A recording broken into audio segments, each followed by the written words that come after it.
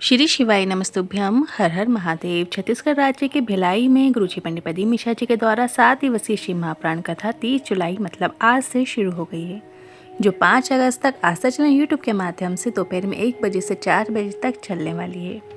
भिलाई की शिव महापुराण कथा में गुरुजी ने इन नए उपायों की जानकारी दी है, जो कि इस प्रकार है। पहला, स्कंद देव मतलब जो कार्तिकेय भगवान हैं, उनसे जुड़े एक बिल्कुल नए उपाय की जानकारी दी है। दूसरा, यदि परिवार टूट रहा है तो उसमें क्या उपाय करें, इसकी जानकारी आज के इस वीडियो में आपको प्राप्त होने वाली है। तीसरा, गुरुजी ने बताया है कि स्त्रियों के शरीर में जो भी समस्याएं होती हैं उसकी मुक्ति के लिए उपाय बताया है। चौथा, 31 जुलाई सावन सप्तमी गुरुवार के दिन किया जाने वाले एक नए बिल्कुल उपाय की जानकारी प्राप्त होने वाली है। किसी कारणवश यदि आपने आज कथा नहीं सुन पाए हैं तो पूरी कथा का रास्ता आपको इस छोटे से वीडियो से प्राप्त होने वाला है। तो बढ़ते हैं आज की कथा की पहली जानकारी की ओर।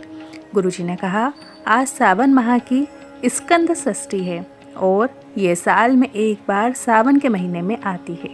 ये वो दिन है जिस दिन भोलेनाथ ने स्कंद देव को, कार्तिकेय बाबा को इतने वर दिए थे कि 33 कोटि देवी देवताओं ने भी स्कंद देव को वरों का भंडार दे दिया था।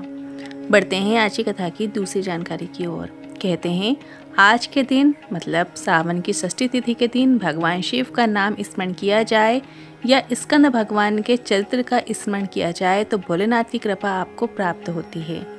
बढ़ते हैं आज की कथा की तीसरी जानकारी की ओर। एक बिल्कुल नए उपाय की जानकारी देते हुए गुरुजी ने कहा, आज ही ये उपाय आपको करना है। परिवार का यदि कोई सदस्य रूठ गया है, विवाद हो रहा है, परिवार टूट रहा है, तो आज के ही दिन आपको एक बेलपत्र, एक दूर्वा और एक सफ़ेद पुष्प, इन तीनों चीज़ों को शिवलिंग पे कार्तिक भगवान के स्थान पर अर्पित करना है और इसके बाद जल चढ़ाने की शुरुआत कार्तिक भगवान से करना है और वहाँ से जल चढ़ाते हुए शिवलिंग तक आपको चढ़ाना है।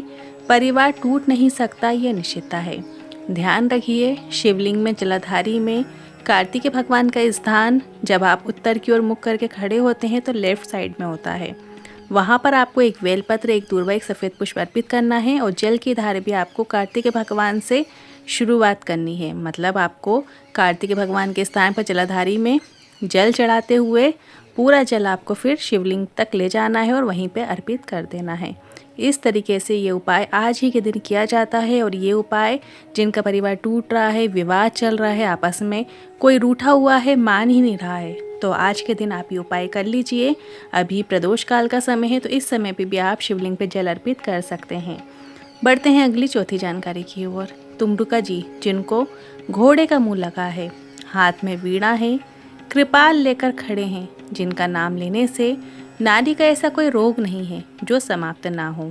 शरीर में कहीं पर भी यदि गांठ हो गई है तो तुमरुका जी का नाम लेते हुए शिवलिंग पर जल चढ़ाकर उसका आचमन करने से लाभ जरूर देखने को मिलता है।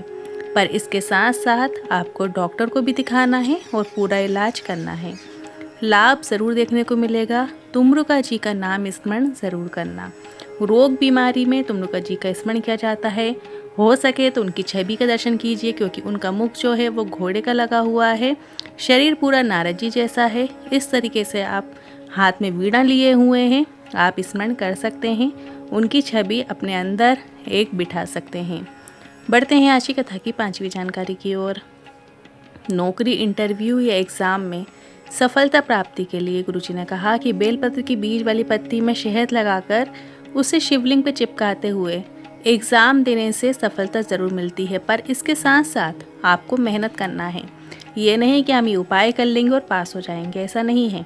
आपको जो आपका सिलेबस है उसके अकॉर्डिंग आपको मेहनत करनी है, पढ़ाई करनी है, याद करना है और फिर अंत में आपको ये उपाय करना है ताकि आपको जो घबराहट होती है एग्ज़ाम के प्रति वो ना हो और आप फुल कॉन्फिडेंस के साथ एग्ज़ाम दे सकें और अच्छे नंबरों से पास हो सकें। आपको 4 गुना अधिक मेहनत करनी है और बाबा की कृपा आपको ज़रूर प्राप्त होगी। अब बढ़ते हैं अगली छठवीं जानकारी की ओर। चंचुला जी तुमरुका जी से बोली।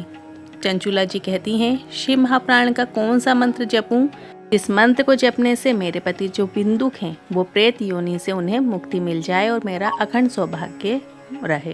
तुमरुका जी बोले, शिव महापुराण कथा ही मंत्र है, शिव महापुराण कथा ही वो हल है। शिव महापुराण कथा ही सुनना उस फल को प्रदान कर देता है। बढ़ते हैं आज की कथा की 7वीं जानकारी की ओर। ये उपाय आप 31 जुलाई को कर सकते हैं। सप्तमी तिथि है सावन की और 7 शमी पत्र वाला ये नया उपाय है जो कि सावन माह में किया जाता है। सावन की सप्तमी तिथि में आप ये उपाय कर सकते हैं। मनोकामना पूर्ति के लिए या किसी प्रकार की रोग से मुक्ति के लिए आप इस उपाय को कर सकते हैं। इस उपाय को करने के लिए आपको 7 शमी पत्र की आवश्यकता होगी। 7 शमी पत्र आप ले लीजिए और इनको अलग अलग स्थानों पे आपको अर्पित करना है। ध्यान से सुनिएगा।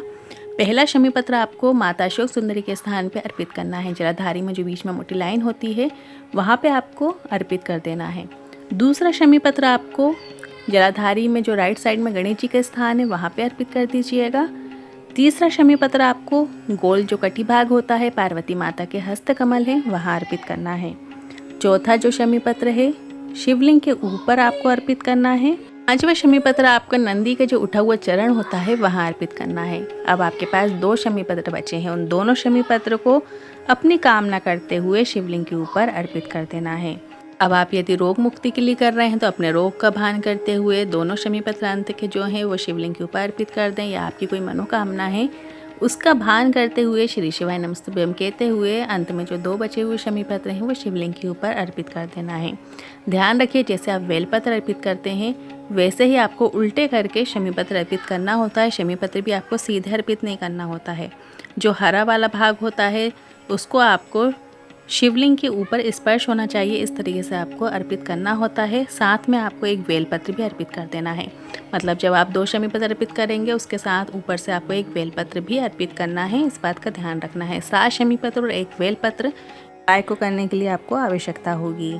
अब बढ़ते हैं अगली 8वीं जानकारी की ओर। 6 अगस्त प्रदोष के दिन सीहोर में कांवड़ यात्रा होगी। आप इस कांवड़ यात्रा में भाग ले सकते हैं। सुबह 9 बजे से सिवना नदी के तट से प्रारंभ होगी और कुबरेश्वर धाम जाएगी। इसके बाद गुरु जी की जो अगली शिव महापुराण कथा है वो तेलंगाना हैदराबाद भाग्यनगर में होगी जो कि 13 अगस्त से 17 अगस्त तक ये कथा होगी। और एक कथा गुरुजी की 4 नवंबर से 8 नवंबर तक श्रीलंका में होगी। ये शिव महापुराण कथा श्रीलंका में होने जा रही है।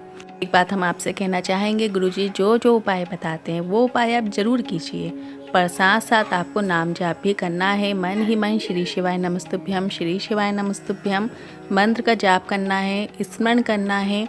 मंदिर आप भले ही जाएं या ना जाएं, यदि आपके पास समय हो तो बहुत अच्छी बात है, आप सुबह मंदिर जाएं। 2 कलश, अभी सावन का महीना चल रहा है तो 2 कलश से जल अर्पित कीजिए। या आप सुबह के समय नहीं जा पाएँ तो शाम के समय शिव मंदिर में एक दिया ज़रूर लगाएं। या आपके आसपास बेलपत्र का वृक्ष हो तो वहाँ पर एक दिया ज़रूर लगाएं। थोड़ा सा समय अपने लिए निकालिए, अपने भगवान के लिए निकालिए।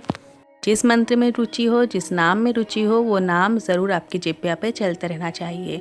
या आप कुछ समय पे ज़रूर नाम जाप कीजिए। जैसे कि जब आप खाना खाने बैठें, भोजन करते समय 5 बार श्री शिवाय नमस्तुभ्यम हमें बोलना ही है। ऐसा आप मन में नियम बना लीजिए। सुबह उठते समय आपको 5 बार बोलना है, सोते समय बोलना है। थोड़ा थोड़ा नियम आप अपने जीवन में ज़रूर बनाइएगा। आपको उन्नति और तरक्की जल्द ही देखने को मिलेगी। आज के उपाय से जुड़े मन में कोई सवाल या क्वेश्चन है तो कमेंट के जरिए पूछ सकते हैं। वीडियो थोड़ा भी उपयोगी लगा हो तो वीडियो को लाइक करके कमेंट बॉक्स में हर हर महादेव ज़रूर टाइप कीजिएगा। श्री शिवाय नमस्तुभ्यम।